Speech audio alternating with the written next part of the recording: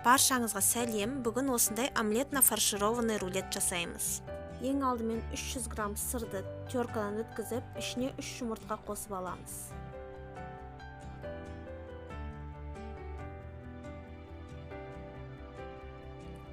Үш қасық манный крупа, тұз, бұрыш және де 3 қасық майонез қосамыз. Және 1 чайный ложка куркума қосамыз.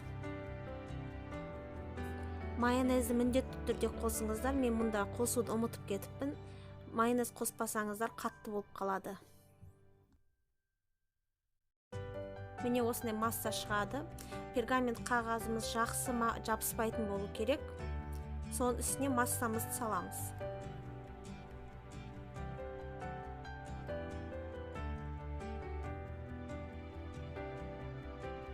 Қасықтың көмегімен бір тегіс қылып жайып аламыз.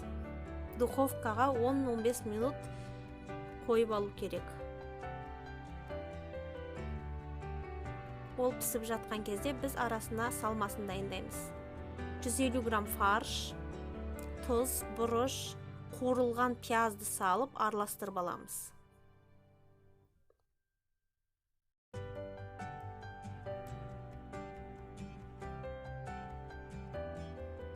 Міне бар болғаны осы, біздің салмамыз дайын.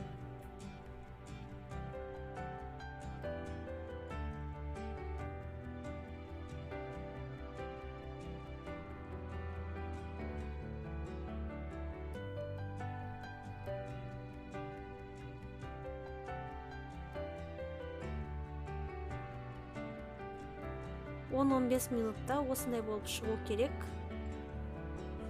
Енді арасына салмамызды бір тегіс қылып жайып шығамыз. Қолымыздың көмегімен алдымен қолымызды майлап алып, салмамызды бір тегіс қылып жаямыз.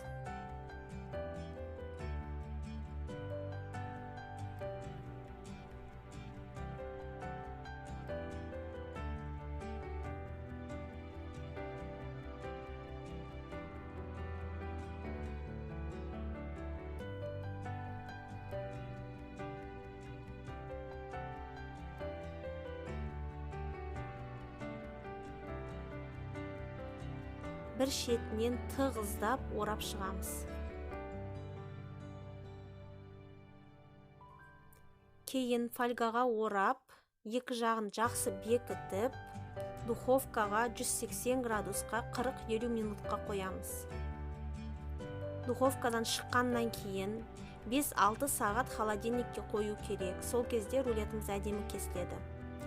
Осымен рулетіміз дайын. Менімен болғандарыңызға рахмет.